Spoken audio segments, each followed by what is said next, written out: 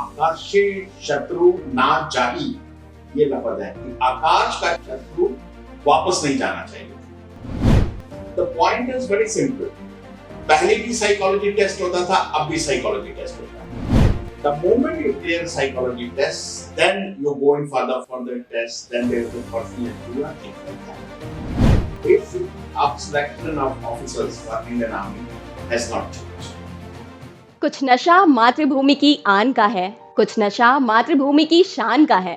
हम हर जगह लहराएंगे ये तिरंगा, नशा ये शान हिंदुस्तान का है, नशा ये शान हिंदुस्तान का है। जैसे जैसे रिपब्लिक डे पास आ रहा है, लोगों में देशभक्ति का रंग और भी गहरा होता जा रहा है। और इस शुभ मौके पे हम शुभारंभ कर रहे हैं हमारे इस नए सेगमेंट का। AGSKI 360 लेकर आ रहा है अपना नया पॉडकास्ट। तो स्वागत है आप सबका AGSKI पॉडकास्ट में। और आपके इस देशभक्ति के रंग को और भी गहरा करने के लिए हम आज आपके लिए लेकर आए हैं एक खास मुलाकात with the retired colonel, with colonel SS Vaid sir. Sir बहुत स्वागत है आपका आज के हमारे पॉडकास्ट में और बहुत ज़्यादा वैल्यूएबल है आपका कंट्रीब्यूशन सर हमारे कंट्री के लिए, एवरी इंडियन के लिए बहुत ज़्यादा वैल्यूएबल है। वी विश कि आपके सर्विसेज का, आपके एक्सपीरियंसेस से हम कुछ थोड़ा सीख पाएँ। Since 1977, you have been a part of Corps of Army Air Defense and आपने काफ़ी जगह पे पोस्टिंग्स ली हैं, जोधपुर, बारामूला जैसी जगह पे पोस्टिंग्स रही हैं आपकी, आपने सर्व किया है। आपके एक्सपीरियंसेस से हमें बहुत कुछ सीखना है। तो sir, shall we begin with your permission? I am honored you have called me, and yes, I would like to share all my experiences with you. Why not? शुरुआत करना चाहूंगी मैं कि आपने कब सोचा कि आपको डिफेंस सर्विसेज में आना है? How did you realise, how did you land here in defence services? You see, I did my college education from Chandigarh. I was studying in DAV College Chandigarh. तो उन दिनों क्या हुआ कि एक सब्जेक्ट होता था extra curricular activities. So I joined NCC, National Cadet Corps Senior Division. तो when I joined, slowly somehow I got influenced with the uniforms they gave us. Then I attended 2 camps during 2 years of my service with 2 years of my tenure with NCC. मैंने 2 camp attend किए, एक अंबाला में, एक कुरुक्षेत्र में। First time मैंने rifle fire NCC camp में करी। उन दिनों एक बोल्ट राइफल होती थी जो कि एक बुलेट के बाद आपको कॉक करनी पड़ती थी। तो जब मैंने राइफल फायर करी, so my interest develop for army and services and things like that. And then in my final year I appeared in final year of my graduation, I appeared in UPSC exam, somehow got cleared and I joined army training. That's what it is. So you were from IMA batch or OTA batch? I am from Indian Military Academy. Indian Military Academy. So like you have been through SSB that while? Yes. Sir, I would like to ask कि उस time पे SSB का जो procedure था और अभी जो procedure है, क्या उसमें चेंजेस आ गए? आपके टाइम पे भी सेम एग्जैक्ट यही था या फिर स्टैंडर्ड्स जैसे अब क्या कुछ ज्यादा एक्सपेक्ट किया जाता है? No, point is, basics of SSB are same. Officer selection जो आज भी है वो roughly एक बैच के अंदर जो सिलेक्शन है मुश्किल से 5 to 7% होती है. During My service, in fact, I have served in SSB for 2 years. You see, the point is very simple. पहले भी साइकोलॉजी टेस्ट होता था, अब भी साइकोलॉजी टेस्ट होता है। The moment you clear psychology test, then you're going further for the test, then there is the personal interview and things like that. अब yes, ये जरूर है कि इतनी टेक्निकल एडवांसमेंट होने की वजह से अब जो हमारी टेक्निकल आर्म्स हैं, जैसे कोरफ सिग्नल्स है, EMP है, वो कुछ हद तक इन चीजों के ऊपर ज्यादा स्ट्रेस देते हैं जो पहले नहीं था। Otherwise, the basic of selection of officers for Indian Army has not changed. Sir अभी तो एक नया मतलब प्रोसीजर आ रहा है जो कि 3 days SSB का बोला जा रहा है। Sir what is it in your perception? मतलब वो क्या सही होगा? मतलब जो 5 दिन का प्रोसेस था क्या 3 दिन में पॉसिबल है? Definitely.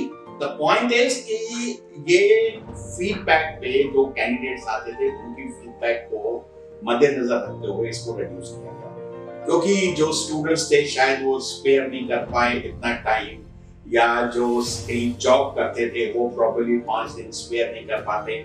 और SSB सेंटर्स ऐसी जगह हैं जो दूर हैं, जैसे इलाहाबाद में है, बैंगलोर में है, देहरादून में है, तो हो सकता है ट्रैवलिंग टाइम वगैरह की वजह से लोगों के 5 से 7 दिन लग जाते हैं। इसी वजह से उन्हीं टेस्ट को कंपाइल किया गया है, कुछ इस तरीके से प्रोग्राम किया गया है कि अब वो 3 दिन के अंदर किए जाते हैं। There is no major changes in the functioning part of it. Test तकरीबन वही है, आप उनको थोड़ा सा रिड्यूस किया गया है सो दैट 3 दिन के अंदर जो है लोगों को फ्री किया जा सके based on the feedback given by the people who are coming from you. Okay sir, thank you. Sir normally जैसे हमें इंफैक्ट्री सर्विसेज या फिर मेडिकल कोर के बारे में काफी कुछ सुना हुआ है, but AAD army air defence का ये जो कोर है इसके बारे में हम रैंडमली नहीं सुनते हैं, आप कुछ एलैबोरेट करेंगे सर? देखिए, आपने सुना होगा कि जब से आर्मी शुरू हुई है, जब से डिफेंस फोर्सेस बनी है, हमेशा से एक चीज रही है आर्मी की, उसको कहते हैं तोपखाना या इंग्लिश में आर्टिलरी। तो जो ये आर्मी एयर डिफेंस है ये बेसिकली आर्टिलरी का हिस्सा था। जब मुझे भी कमीशन मिला तो मैंने भी आर्टिलरी ही ज्वाइन किया, लेकिन हमारे प्लानर्स ने सोचा कि अब इसमें इतनी एडवांसमेंट हो गई है कि it is better to have a separate corps in army air defence so that people can be trained separately for this particular corps and not with artillery. तो उस वजह से इन चीजों को ध्यान में रखते हुए जनवरी 1994 में आर्मी एयर डिफेंस को गठन किया गया और उसके बाद अब आर्मी एयर डिफेंस एक इंडिपेंडेंट कोर है Indian army. Sir major function काम क्या होता है, मतलब आर्मी एयर डिफेंस का मेजर फंक्शन क्या है sir? Army air defence basically जो हमारे स्ट्रेटेजिक एसेट्स हैं वो आप कह सकते हैं, जैसे इंपॉर्टेंट ब्रिजेस हैं, इंपॉर्टेंट डैम्स हैं, इंपॉर्टेंट फैक्ट्रीज हैं, तो ऐसी जगह पे जो हमारे इंपॉर्टेंट स्ट्रेटेजिक एसेट्स हैं वहां पे आर्मी एयर डिफेंस को डिप्लॉय किया जाता है ताकि लड़ाई के दौरान दुश्मन के एयरक्राफ्ट वहां पे आके बॉम्बिंग ना कर सकें और उसको डिस्ट्रॉय कर सकें। तो बेसिक फंक्शन दुश्मन के एयरक्राफ्ट्स को बर्बाद करना। हमारा जो मोटो है वो संस्कृत में है आकाशे शत्रु ना जाही, ये लफ्ज है कि आकाश का शत्रु वापस नहीं जाना चाहिए। इसी मोटो पे हम लोग काम करते हैं कि एक बार कोई एयरक्राफ्ट आता है तो वो वापस नहीं जाना।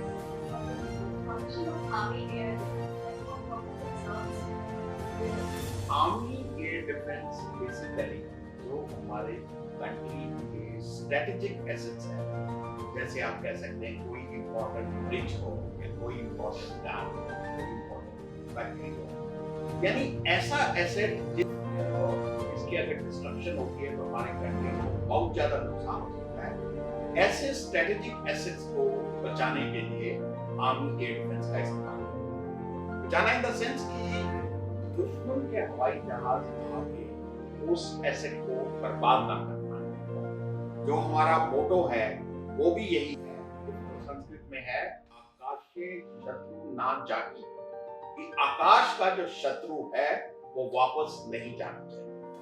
तो यही हमारा मोटो है और इसीलिए हम काम सर कहते हैं कि जितने भी आर्मी हॉस्टल्स होते हैं उन सब के कुछ ना कुछ निकनेम्स होते हैं और हर निकनेम के पीछे कुछ स्टोरीज होती है, तो सर आपका भी कुछ ऐसा था जो कि आपने दोस्तों ने दिया हो? ऐसा है, जनरली जो निकनेम्स वगैरह होते हैं वो जो आपकी कमांड होती है वो रखते हैं, ठीक है नहीं? जो आपकी कमांड या जिन सिपाहियों को आप कमांड कर रहे हैं वो रखते हैं। नॉर्मली उस इंडिविजुअल को उसके बारे में नॉर्मल सेंस है।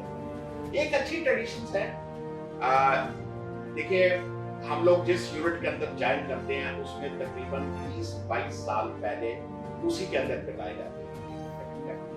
एक कमांडिंग ऑफिसर उसी यूनिट के अंदर है, तो जो जवान होते हैं वो भी उसी तरीके से कंटिन्यू करते हैं।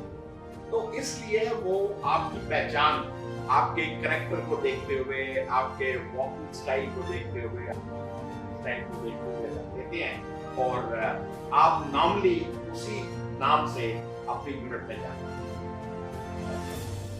तो सर आपको कभी आपके नाम का पता नहीं चला? वो कोशिश भी नहीं की। कोशिश भी नहीं की, कोई इतना जरूरी नहीं था, बस अच्छा सा निकल गया। सर आर्मी में female participation comparatively male participation बहुत कम है, तो आपके टाइम पे भी मतलब मुझे तो लगता है काफी ज्यादा कम रहा होगा उस वक्त पे, ड्यूरिंग 1977। तो अभी कैसा है, मतलब आपको क्या लगता है कि ये जो एक डिबेट चल रहा है कि फीमेल्स को और भी ज्यादा होना चाहिए, एलिजिबल होना चाहिए, उन्हें भी चीजों के लिए बनाया जाना चाहिए, how do you think on this? देखिए, मैंने कमीशन लिया था 79 में, 77 में मैंने इंडियन मिलिट्री अकेडमी ज्वाइन की, 2 साल की ट्रेनिंग, और जून 79 में मुझे प्रेसिडेंट ऑफ इंडिया ने इंडियन आर्मी में सेकंड लेफ्टिनेंट रैंक पे कमीशन दिया। तो जब मैंने सर्विस शुरू करी, जो लेडीज थी वो सिर्फ आर्मी मेडिकल कोर में थी और army education corps. Army medical corps के अंदर वो डॉक्टर्स थी, नर्सिंग ऑफिसर्स थी, और नॉर्मली वो मिलिट्री हॉस्पिटल्स और बेस हॉस्पिटल्स या कमांड हॉस्पिटल के अंदर रहती थी और मेडिकल ट्रीटमेंट दिया करती थी सोल्जर्स को, उनकी फैमिलीज को, या कोई बैटलफील्ड इंजरीज को। और एजुकेशन कोर की जो ऑफिसर्स थी वो एजुकेशन इम्पार्ट करने के लिए वो पढ़ाया करती थी, सब्जेक्ट्स को डील करती थी, जवानों के एजुकेशन स्टैंडर्ड को improve करना। लेकिन आहिस्ता आहिस्ता ये सोचा गया कि जो कि हमारी ऑफिसर्स की इंटेक भी कम हो रही थी, जैसा मैंने आपको बताया कि सिलेक्शन काफी मुश्किल है, बहुत कम लोग एसएसपी क्वालिफाई कर पाते हैं और हमारी काफी वैकेंसीज भरी नहीं जा रही थी। तो प्लानर्स ने ये सोचा कि चलो लेडीज को इंडक्ट किया जाए। मैं समझता हूँ हमें आज के जमाने में मेल फीमेल सब बराबर हैं, इसमें कोई फर्क नहीं है। और यस, इनिशियल टीदिंग इश्यूज हर जगह होते हैं, क्योंकि लेडीज अभी इंडक्ट होना शुरू हुई है पिछले तकरीबन 8-10 साल से, तो इनिशियल टीदिंग इश्यूज हैं। अदरवाइज आई फाइंड कोई कमी नहीं है, कोई उनमें कमी पेशी नहीं है। मैं खुद, मेरे साथ मैं जब सर्विस में ही था तो जो हमारे हेलीकॉप्टर्स वगैरह थे उनकी पायलट्स, लेडी पायलट्स थी, और मैंने कई बार ट्रैवल किया, वो बड़ी इफेक्टिव थी, बड़ी सही जगह पे आपको पहुंचाती थी, उनकी नेविगेशन ठीक थी, वो एक्शंस ठीक तरीके से लेती थी। तो मैं इस चीज को नहीं मानता कि मेल और फीमेल के अंदर फंक्शनिंग में कोई डिफरेंस है। हाँ, यस, कुछ एक चीजों के अंदर डेफिनेटली जैसे फिजिकल स्टैंडर्ड्स हैं, थोड़ा डिफरेंस है, वो तो नेचर की तरफ से है, उनको छोड़ के अदरवाइज सबको बराबर अपॉर्चुनिटी मिलनी चाहिए आर्मी में। सब मेरा ये मानना है। जैसे कभी कोई ऐसा आपको एक्सपीरियंस ना हो जहां आपको लगा हो कि अगर इस जगह पे कोई फीमेल ऑफिसर होती तो टास्क बेटर हो जाता, या फिर इस फीमेल ऑफिसर की वजह से ये टास्क बहुत अच्छे से अकम्प्लिश नहीं हो पाया, एक मेल ऑफिसर को काम, ऐसा कोई एक्सपीरियंस है आपका? देखिए, ऐसा है कि काफी जगह के ऊपर, जैसे मैं आपको बता सकता हूँ, जैसे जब कारगिल ऑपरेशन चल रहा था, हमारी कैजुअलिटीज हुई, कुछ एक घरों के अंदर हम मॉर्टल बिल्डिंग्स को ब्रेक देते वगैरह वगैरह, तो वहाँ पे शायद अगर फीमेल ऑफिसर्स होती वो उन लेडीज को ज्यादा समझा पाती या उनके साथ ज्यादा उनको गाइड कर पाती उनके फ्यूचर के लिए, जो प्रॉबेबली एक मेल के लिए थोड़ा मुश्किल था। हमारी सोसाइटी ऐसा है कि स्पेशली विडो एंड ऑल ऐसा हो जाता है, तो उनको समझाने के लिए, उनको ट्रस्ट देने के लिए, उनको गाइड करने के लिए लेडीज एक नहीं करना होता, तो अगर होती तो जरूर अच्छा है। बाकी जहां तक कमी का सवाल है, मैं नहीं समझता, या मैंने अपने सर्विस में कहीं ऐसा देखा हो कि लेडी ऑफिसर ने फॉल्ट किया हो या वो उस टास्क को पूरा ना हो। बाकी ये फर्क रहता है, मैं नहीं कहूंगा नहीं, there is always a difference, but still they are very suitable for the army jobs, that's what I think. Sir अभी तो आर्मी ने इन्फेंट्री सारी सर्विसेज में लगभग अपने लोगों से ओपन कर दिए हैं, एंड इवन अभी मैंने न्यूज़ में देखा था कि अभी के परेड में lieutenant Sunita Sharma Akash missile system this year, तो डेफिनेटली आई आल्सो होप कि अभी फीमेल्स के लिए भी काफी अच्छी अपॉर्चुनिटीज वेट कर रही है डिफरेंट सोर्सेज के अंदर।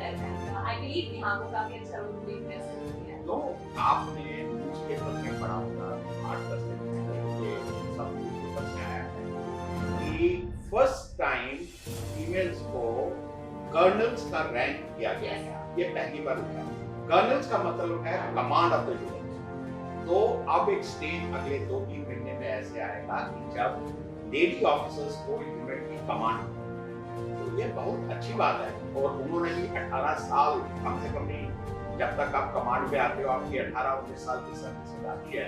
तो उस सर्विस के दौरान उन्होंने हर तरीके से अपने आप को प्रूव किया है, तभी आर्मी ने उन्हें एक कर्नल के रैंक में।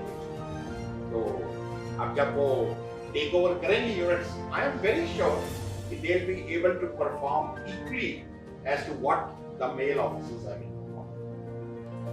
आप कारगिल के टाइम पे भी आपने सर्व किया है, तो आप अपने कारगिल की स्टोरीज, कारगिल वॉर के दरमियान आप लोगों की लाइफस्टाइल क्या थी, आप कैसे उस रफ टेरेन में आपने क्या क्या चीजें की, प्लीज हमें कुछ आपकी स्टोरी शेयर करें। देखिए ऐसा है कि कारगिल, जैसा कि आप सबने हिस्ट्री में पढ़ा होगा, न्यूज़पेपर में पढ़ा होगा, कारगिल एक किस्म से हमें हमारे पड़ोसी मुल्क ने धोखा दिया। उन्होंने हमारी पोस्ट ऑक्युपाई कर ली जो हमने विंटर की वजह से छोड़ी थी, जहाँ पे कि एक्सट्रीम टेम्परेचर हो जाता था, और उससे वो जो हाईवे है जो पूरे हिंदुस्तान को लद्दाख से जोड़ता है, उसको वो काट सकते थे। तो इसलिए वो ऑपरेशन हमारे लिए बहुत जरूरी था, अपनी पोस्ट को रिकैप्चर करना। तो इस बेसिकली इसकी वजह से कारगिल ऑपरेशन था। अभी जैसे कि मैंने आपको बताया कि मैं EAD बैकग्राउंड का हूँ, तो हमारी जो यूनिट थी वो अलग अलग डिटैचमेंट्स के अंदर डिप्लॉय की गई। जहाँ पे कि हमने सोचा था कि यहाँ पे एयर अटैक्स आएंगे, वहाँ पे डिप्लॉय किया गया। तो हम लोगों को भी डिप्लॉय किया गया था बेसिकली एंटी एयरक्राफ्ट रोल के अंदर, और प्लस अगर वो पोजीशन के ऊपर कोई हमला होता है तो हम ग्राउंड बैटल के लिए भी तैयार हैं। तो ये हमारा रोल था जिसके अंदर हमने काम किया, और मुझे बड़ी खुशी है कि हमारे AD के जवानों ने बहुत उम्दा काम किया था। लोगों को डेकोरेट किया गया और अच्छा प्रदर्शन हुआ था। आपने पढ़ा होगा जो नया कॉन्सेप्ट है फेडरलाइजेशन का, उसके अंदर एयर डिफेंस कमांड भी अलग से बनी, जिसके अंदर एयरफोर्स और आर्मी के एलिमेंट्स होंगे। तो आप रियलाइज करती होंगी कि कितनी इंपॉर्टेंट फॉर्म है कि पूरे प्रोसेस के अंदर एक इंडिपेंडेंट कमांड बनेगी जो एयर डिफेंस कमांड कहलाएगी, जो कि पूरे कंट्री को एयर डिफेंस प्रोवाइड करेगी। कारगिल वॉर से इंडियन आर्मी ने इंडिया में क्या सीखा? मतलब उस टाइम पे हमारे पास क्या ड्रॉबैक्स थे, किन चीजों पे काम करना जरूरी था, और आज कहाँ हम ग्रो कर पाए उन चीजों में। इंडियन आर्मी के लिए भी काफी वेपन्स की अवेलेबिलिटी नहीं थी, हम कहीं ना कहीं एक ड्रॉबैक सिचुएशन पे थे क्योंकि हम स्लोप पे थे और एनिमी हाइट पे था। तो ये सारी चीजों से क्या सीखा इंडियन आर्मी ने, या फिर हमारी तरक्की की बात की जाए तो? देखिए पहली चीज तो ये थी कि यस, एनिमी हाइट पे था, वो एक एडवांटेजेस पोजीशन पे। हाइट को रिकैप्चर करना काफी मुश्किल है। आपको तकरीबन 3 गुना एक्स्ट्रा ट्रुप्स चाहिए होते हैं किसी भी हाइट को रिकैप्चर करने, और नॉर्मली हमला रात के टाइम किया जाता है ताकि आपकी मूवमेंट कंसील रहे, आप सरप्राइज दे सकें और आप उस पोस्ट को रिकैप्चर करें।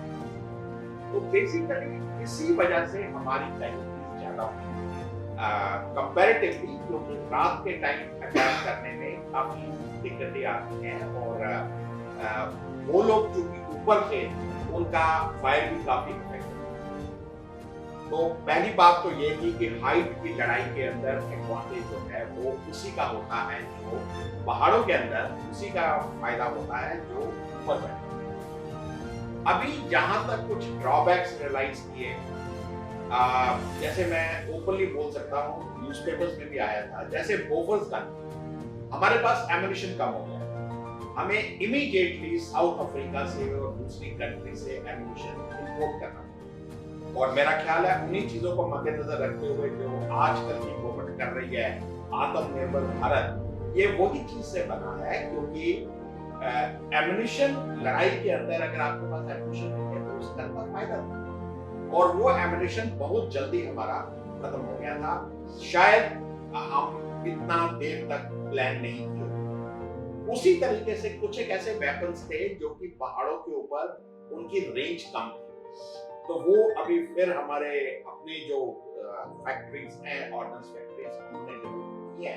अब इंडिजीनियस वेपन्स आ गए हैं और जो कि काफी इफेक्टिव है।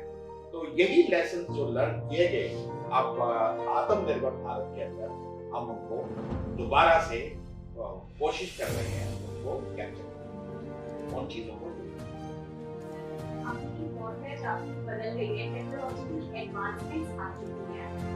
जैसे कारगिल के युद्ध में हुई, उस टाइम पे जो भी फाइटर्स, जो भी एमिनिशंस, वेपन्स जो भी थे, वो सारी चीजें अलग थी। बट अभी ड्रोन्स का टाइम है, तो अलग-अलग तरीके से अटैक्स आते हैं। तो आपके पर्सपेक्टिव से क्या लगता है कि इंडियन आर्मी को किस लेवल पे तैयार होने की जरूरत है, या फिर क्या चीजें हो सकती हैं या चल रही हैं?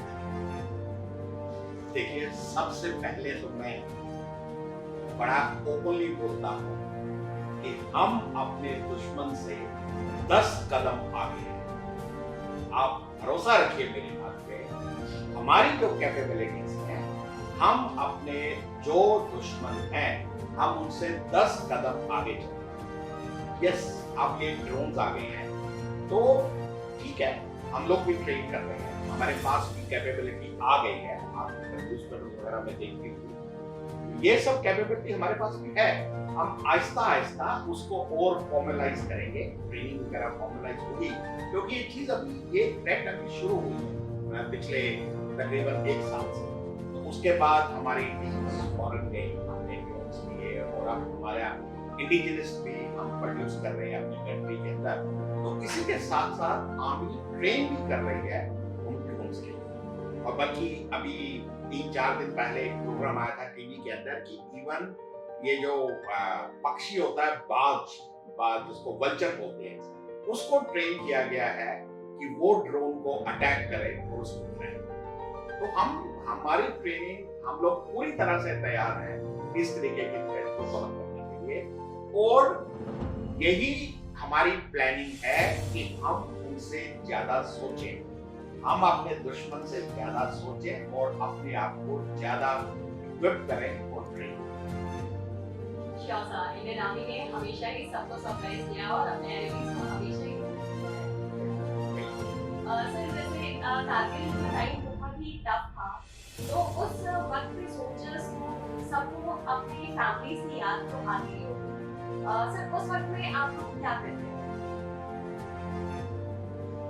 देखिए, ऐसा है, फैमिली एक जीवन का अभिन्न अंग। हर एक जवान जो चाहता है उसके फादर भाई,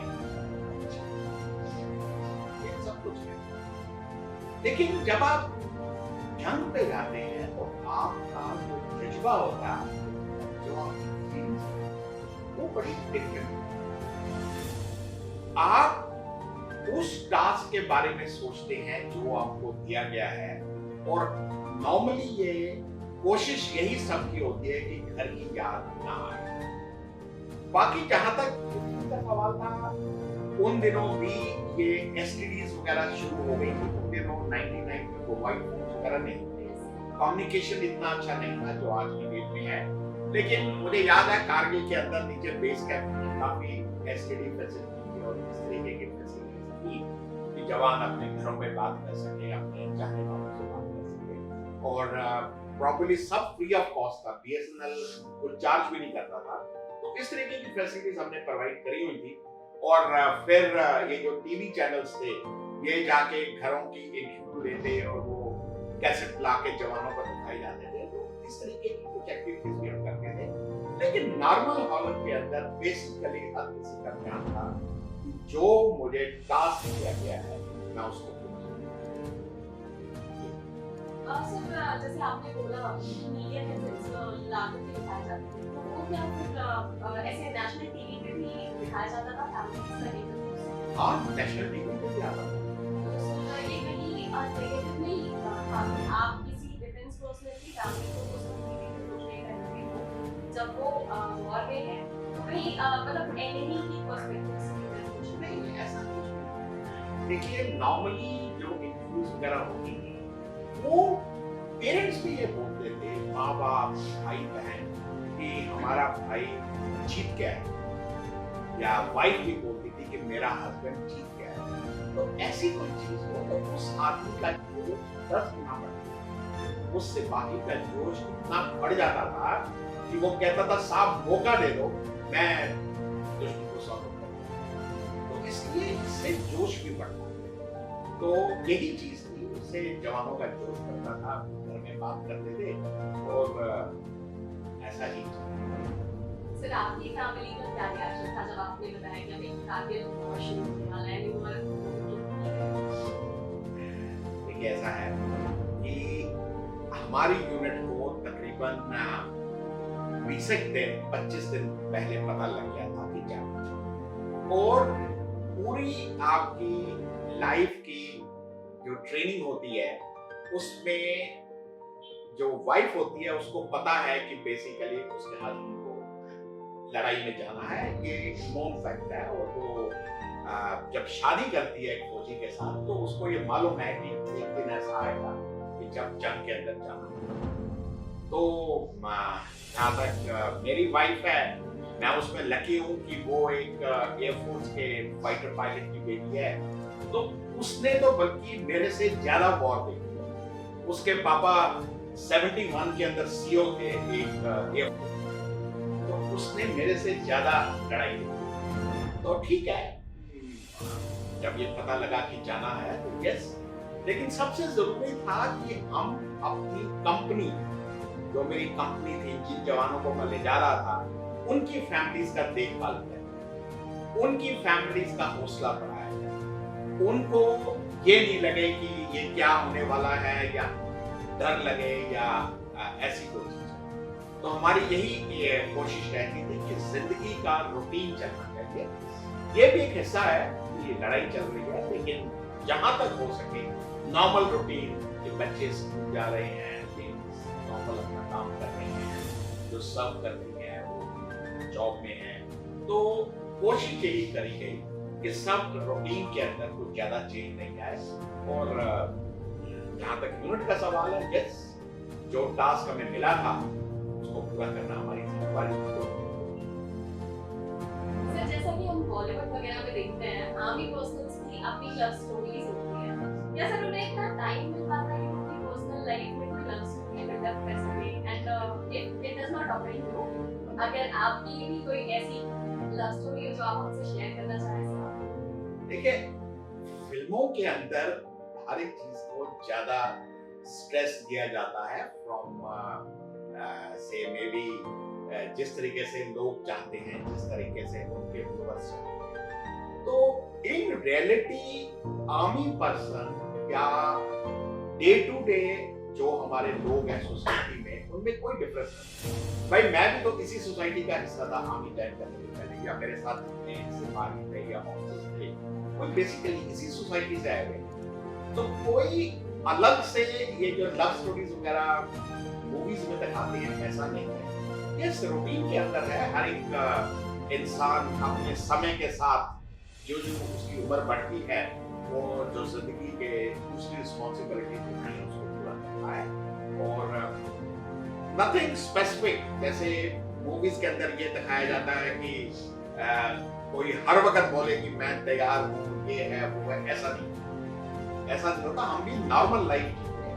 यस, उस लाइफ का हिस्सा है, उस लाइफ में हमें ट्रेनिंग मिलती है, पूरी लाइफ में आपको ट्रेनिंग किया जाता है लड़ाई के लिए। तो लड़ाई कोई ऐसी चीज नहीं है कि जो आपको, जिससे आपको परेशानी हो। ठीक है, एक हिस्सा है। And yes, we got a chance. I must say we were lucky that we got a chance to fight for our country. Everybody doesn't get a chance, so it is like that.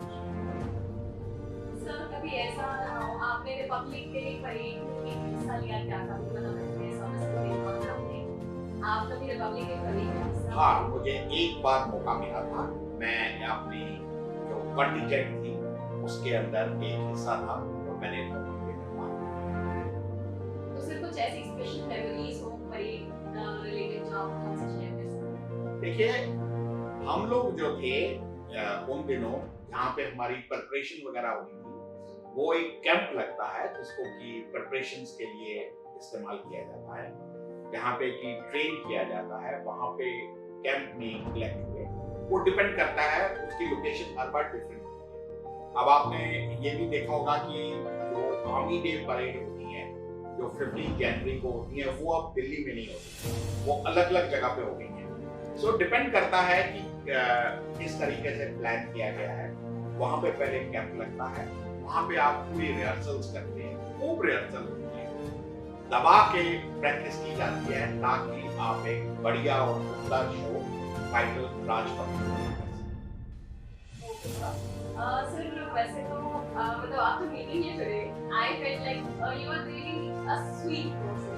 आपसे बात करके मुझे बहुत अच्छा लगा, लेकिन एक myth है कि जैसे डिफेंस पर्सनल हो गए या पुलिस पर्सनल हो गए, वो बहुत strict in nature and behaviour होते हैं। सर ये मिथ है या फिर आप एक्सेप्ट ऐसा मैं वही कहता हूँ, हम लोग नॉर्मल सोसाइटी का हिस्सा हैं। जैसे नॉर्मल सोसाइटी के लोग हैं, हम वही सोसाइटी से गए। मैं भी उसी कॉलेज में पढ़ा हूँ, उसके बाद मैं आईएमए में गया, फौज में गया, लेकिन बेसिक बैकग्राउंड तो नहीं है। छुट्टी पे हर साल 2 महीने में घर आता था, उसके बाद लीव मिलती थी, मेरी पोस्टिंग भी दिल्ली में रही, मैं रहा, तो कोई ऐसा डिफरेंस नहीं। ये तो एक प्रोजेक्ट किया जाता है शायद मूवीज में, बॉलीवुड में, कि बड़े स्ट्रिक्ट होते हैं, ऐसा कुछ नहीं है। नॉर्मल ह्यूमन बीइंग्स हैं हम इसी सोसाइटी का हिस्सा हैं, हम सब नॉर्मल ह्यूमन बीइंग्स हैं। और हाँ, हम एक डिफरेंट जॉब करते हैं, आप उसको जॉब बोलिए या हम खुशी से करते हैं, अलग चीज है। हम एक डिफरेंट जॉब करते हैं, बस इसको छोड़ने कोई नहीं। कारगिल का नाम सुनते ही लोगों के दिमाग में एक नाम सबसे पहले आता है, कैप्टन विक्रम बत्रा। तो सर कभी ऐसा रहा कि आपकी उनसे कोई मुलाकात रही हो, कोई इंसिडेंट रहा हो जो आपको बहुत याद है? देखिए, वो कैप्टन विक्रम बत्रा एक इन्फेंट्री ऑफिसर था, 13 जम्मू एंड कश्मीर राइफल्स का। तो मेरी कैप्टन विक्रम बत्रा से तो मुलाकात नहीं हुई, लेकिन मैं उनके फादर से जरूर मिला हूँ। पालनपुर के अंदर अगर आप मेन रोड के ऊपर मूव करते हैं तो एक पेट्रोल पंप है विक्रम बत्रा के नाम। ये बिल्कुल पालनपुर की जो एग्रीकल्चर यूनिवर्सिटी है उसके पास है। तो मैं एक बार कुल्लू मनाली की तरफ जा रहा था, तो मैंने वो पेट्रोल पंप देखा, मैं वहां था, उनके फादर से मिला। उस पेट्रोल पंप के अंदर काफी फोटोज लगी हुई हैं विक्रम बत्रा की, कारगिल की, और एक बड़ा अच्छा एक्सपीरियंस रहा उनसे बात करने का, उनसे अपने आइडियाज एक्सचेंज करने का, या वो क्या समझते हैं इस फौज के बारे में। तो उनसे, उनके परिवार से मैं जरूर पूछता हूँ, लेकिन डायरेक्टली 1-to-1 मैं कभी नहीं। और सर जो हमारे फैमिली से क्या आपकी कभी उनसे मुलाकात आपने शायद कुछ एक्सपीरियंस नया होगा? देखिए, जनरल बिपिन रावत जो थे वो 2nd जनरेशन ऑफिसर थे। उनके फादर भी आर्मी से लेफ्टिनेंट जनरल के रैंक पे रिटायर, तो वो एक 3 स्टार जनरल के रैंक पे रिटायर हुए थे। जनरल बिपिन रावत जो है वो एक 4 स्टार जनरल। मेरा उनसे संबंध ऑफिशियल लेवल पे रहा है। 2-3 जगह जो मेरी पोस्टिंग हुई उसमें वो सीनियर पोजीशन पे थे और मैं एक यंग ऑफिसर के नीचे सर्विस करता था, लेकिन कोई पर्सनल रिलेशंस मेरा कभी ऐसा नहीं था। ऑफिशियल पोजीशन में यस, उनसे मुलाकात हुई, उनको सुना, उनके लेक्चर सुने, वो कई बार आके टॉक्स देते थे, उसको हमने सुना, उनके आइडियाज को जाना, और तब भी हमने रियलाइज किया कि उनमें विजन है। और शायद वही विजन थी कि जब गवर्नमेंट ने उनको सिलेक्ट किया as first chief of defence staff, क्योंकि उनमें बड़ी अच्छी विजन थी कि आर्मी को इस तरीके से आगे बढ़ना चाहिए, और जैसे जो भी लेटेस्ट चैलेंजेस आ रहे हैं उसके बारे में का विजन काफी क्लियर था और परहैप्स गवर्नमेंट ने उसी चीज को रियलाइज किया और वो first CDS first appoint. Sir defence में ये सर धर्म स्थल करके कुछ होता है सर क्या? देखिए डिफेंस के अंदर रिलीजन जो है एक बड़ी पर्सनल चीज मानी जाती है। हर किसी का जो रिलीजन है हम इज्जत करते हैं और रिस्पेक्ट है। सर्व धर्म स्थल जो होता है वो ऐसी जगह होती है जो कि किसी कैंटोनमेंट में या किसी रेजिमेंट में बिल्कुल सेंटर में या प्रोमिनेंट जगह पे बनाई जाती है, जिसके अंदर हिंदू गॉड्स, सिख लोगों के गुरुज, मुस्लिम्स और क्रिश्चियंस, मतलब सबकी फोटोज होती हैं, सबके गॉड्स, सबकी जो रिलीजियस बुक्स है पढ़ी होती है, यानी हर धर्म का इंसान वहां जाके प्रे करता है। बेसिक होता ही है। तो ये नहीं है कि ये सिर्फ मंदिर है, हम उसको मंदिर नहीं कहते, ये नहीं कहते कि ये मस्जिद है, नहीं, ऐसा कुछ नहीं है, ये गुरुद्वारा है। तो वो सर्व धर्म स्थल है जिसके ऊपर हिंदू भी जा सकता है या कोई मुस्लिम रिलीजन का वो जा सकता है, क्रिश्चियन जा सकता है, जाके अपना पूजा करो, प्रे करो, आपकी किताब पढ़ी हुई है, फोटोज लगी हुई है, ईसा मसीह और सब फोटोज लगी होती है, गुरु ग्रंथ साहब पढ़ा होता था। आप जाइए पूजा कीजिए, अपना ध्यान लगाइए। But it was not called कि ये मंदिर है या गुरुद्वारा है या चर्च है, ये उसको सर्व धर्म स्थल और यह आजकल हर जगह हर कैंटोनमेंट में है। सर लेकिन एक और बात है कि कुछ बलि का ट्रेडिशन है कि किसी भी ऑपरेशन में जाने से पहले, किसी टास्क में जाने से पहले बलि दी जाती है। ये ट्रेडिशन कहाँ तक सही है? देखिए ऐसा है कि हमारे जवान वो नॉर्मली विलेज बैकग्राउंड से, रूरल एरिया से, तो हमारे जो गोरखा रेजिमेंट्स हैं ये नेपाल के काफी इंटीरियर इलाके से हैं। तो वहां पे बलि का ट्रेडिशन था। ये नेपाल के अंदर देवी देवताओं को बलि चढ़ाई जाती थी और ये ट्रेडिशन शायद अब भी नेपाल के अंदर फॉलो होता है। तो जब हमने वहां की रिक्रूटमेंट करी, जब वहां के गोरखास ने हमारे हिंदुस्तान को ज्वाइन किया और बड़ा अच्छा कार्य किया, तो वो कुछ ट्रेडिशन साथ लेके आए। बलि होती थी, मैं नहीं कहूंगा कि नहीं होती थी, लेकिन बहुत ही कम उसमें कि जैसे दुशहरा का दिन हुआ या कोई ऐसा त्योहार हुआ जो कि बड़ा प्रोमिनेंट त्योहार है तो बलि। अब वो भी आहिस्ता आहिस्ता ये ट्रेडिशन क्योंकि अभी सब लोग रियलाइज कर रहे हैं कि ये आजकल के जमाने को और आजकल वो चीज इतनी लागू नहीं होती, लेकिन हाँ कुछ साल पहले बलि और वो भी स्पेसिफिक डेज जैसे दुशहरा हो गया, रूटीन में ऐसा कुछ सर मतलब बलि के वक्त क्या सारे रिलीजन के लोग वहाँ पे जाते थे? बिल्कुल जाते थे।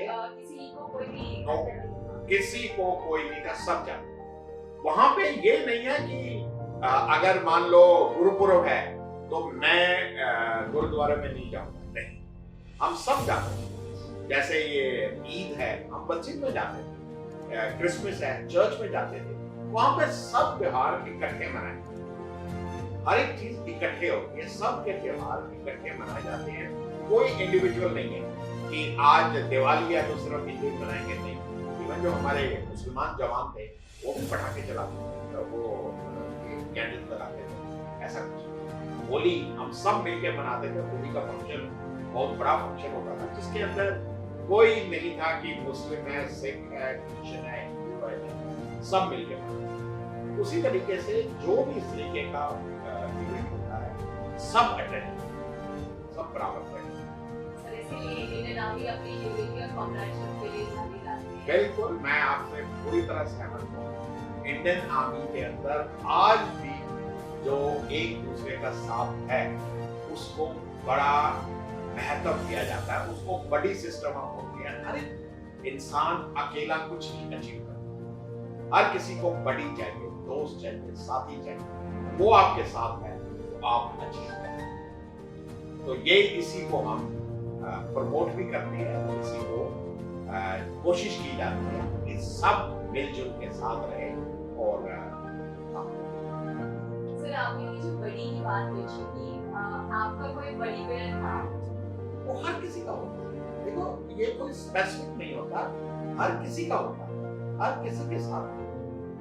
तो सर आप कुछ कोई स्टोरी शेयर कर सकते हैं अपनी नहीं, बड़ी के साथ? देखिए ऐसा होता है कि आपने शायद न्यूज़पेपर्स वगैरह में पढ़ा होगा कि कुछ एक रेट वगैरह हुई थी, एक सिस्टम था जिसको हेल्पर सिस्टम कहते हैं।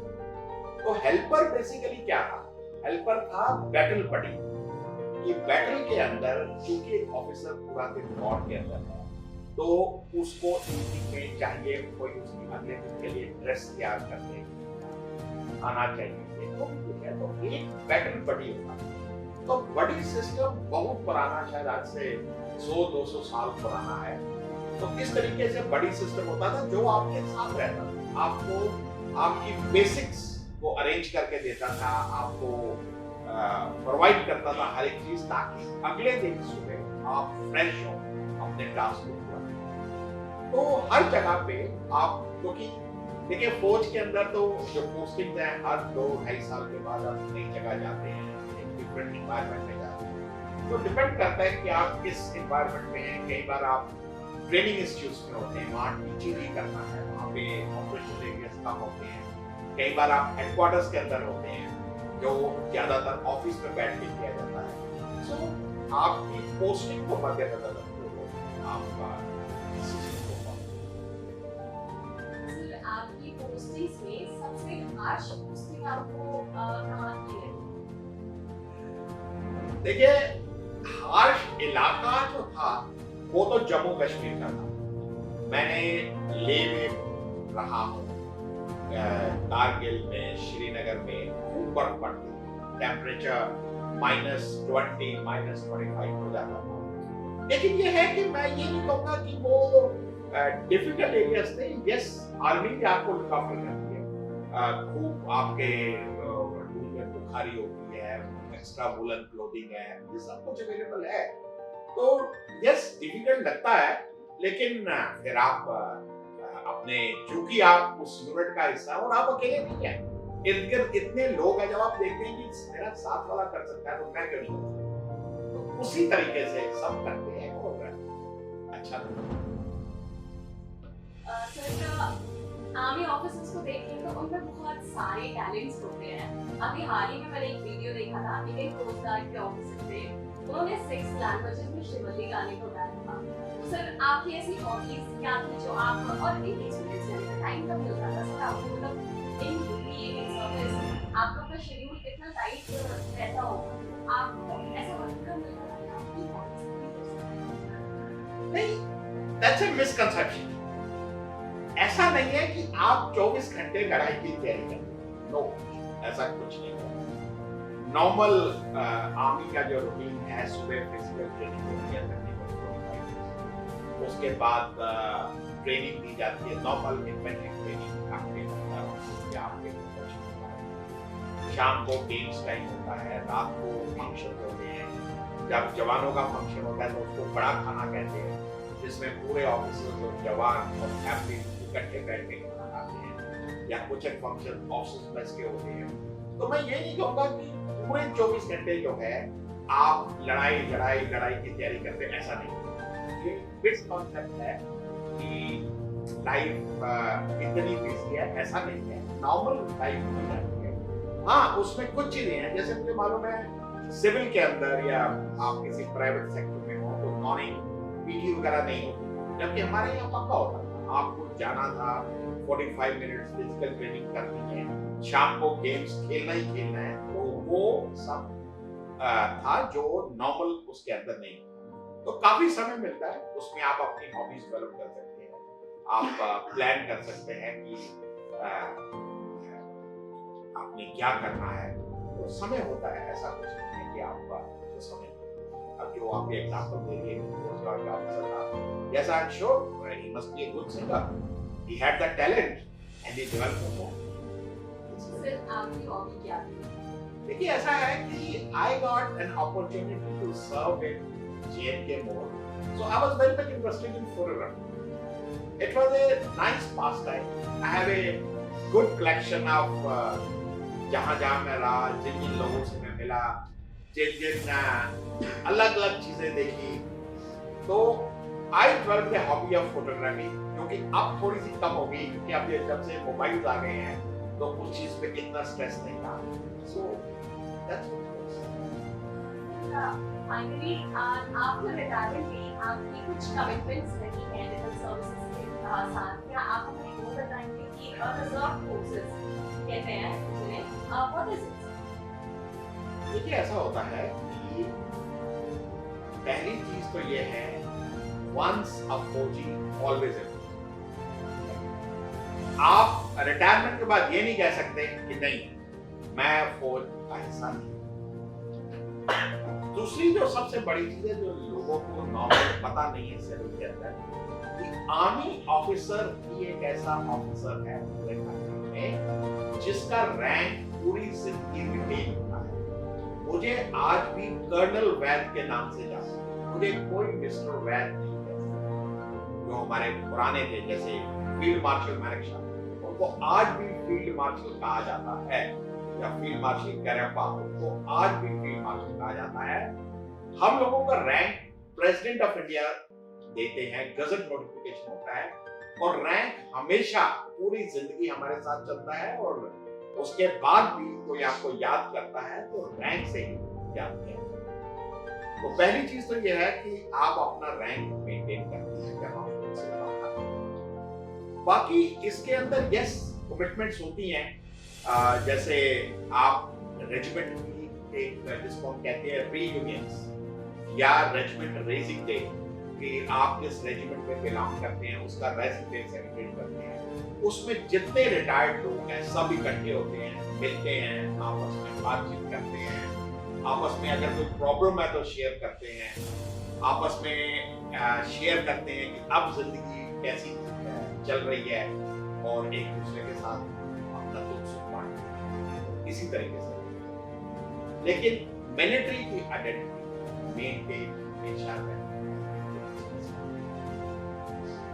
सर आपने आफ्टर रिटायरमेंट GSK फाउंडेशन का ट्रस्ट एस्टैब्लिश किया है. You have not left the service to your nation. आप दूसरे कलर से भी दूसरे रेस में भी आप सर्विस देंगे हैं. किसी को बेस्ट गिफ्ट अगर आप कुछ दे सकते हैं वो है एजुकेशन, और आप वो स्पॉन्सर करने को साइड देंगे, तो सर आप उसके बारे में कुछ बताएंगे? देखिए ऐसा है कि जब मैं आर्मी से बाहर आया तो थोड़ा टाइम क्योंकि कुछ मेरे घर में कंस्ट्रक्शन वगैरह कराने को लगा. जब मैं सेटल हो गया तो मेरी मुलाकात जो ये GSK फाउंडेशन ट्रस्ट है चेयरपर्सन, तो मुझे उनसे बातचीत करके अच्छा लगा, और उन्होंने मेरे को ऑफर किया कि कर्नल साहब आप हमारे को ज्वाइन करो एज ए ट्रस्टी, और इस तरीके से हम एक ट्रस्ट. तो मैंने भी सोचा कि यस, अब मैं अगर एक अच्छे काम में, एक ऐसे काम में जिससे कि सोसाइटी का भला होता है, मैं अगर उसमें ज्वाइन कर सकूं और अपनी तरफ से कंट्रीब्यूट कर सकूं, या जो मैंने जिंदगी में एक्सपीरियंस किया है अगर मैं उसको सबके साथ शेयर कर सकूं तो क्यों नहीं. तो इसी वजह से फिर मैंने ट्रस्ट ज्वाइन किया, और आज मैं बड़े फख्र से कह सकता हूँ कि इस ट्रस्ट के अंदर हम काफी एक्टिविटीज कर रहे हैं. जैसे आपने बताया girl child education, then food for underprivileged persons, then cremation of certain bodies, unclaimed bodies. और अभी जो नया वेंचर हम शुरू करने जा रहे हैं अगले तकरीबन 10 दिन, वो है कि हम गौशाला एक है उसको टेक ओवर कर रहे हैं, ताकि जितने भी ये बीमार गाय या कोई और पशु ऐसे सड़क पे घूमते हैं और दुख सह रहे हैं, आप उनको एक जगह पे लाएं, उनका इलाज कराएं, तो एक गौशाला हमने ये मार्क करी है, तो वहाँ पे अभी हम लोग शुरू करेंगे. और हमारा यही एम रहेगा कि जैसे जो गायें कई बार आपने देखा होगा सड़कों पर गलत चीज खाती है, पॉलिथीन खाती है, कुछ खाती है, ऐसा ना हो, और देखा करना है, या ये स्ट्रे डॉग्स होते हैं, किसी को चोट लगता है, कुछ होता है, उसका कोई हेल्प नहीं करता, तो ऐसों के लिए भी हम उसमें इंक्लूडेड बनाएंगे और ऐसे एनिमल्स को भी हम पूरा देखना। उसके लिए हमने ऑलरेडी जो वेटरनरी डॉक्टर वगैरह है उनसे कॉन्टैक्ट एस्टैब्लिश किया है और वो भी हमारी मदद करेंगे। और हमारा एम यही है इस ट्रस्ट का, स्ट्रे एनिमल्स को पूरा मदद। Thank you so much, sir. We were honored to have you here and we got a lot to learn from you. और हम उम्मीद करते हैं हमें ऐसे और भी काफी चीजें जानने सुनने मिलते रहेंगी आपसे। And thank you for serving our country, आकाशी शत्रु ना जाने, the motto for satisfying it for so many years. And thank you so much for giving your precious time with us. Thank you. Honor was mine, and I always like to interact with young people. I also learn so many things when I interact with you all. So nice talk.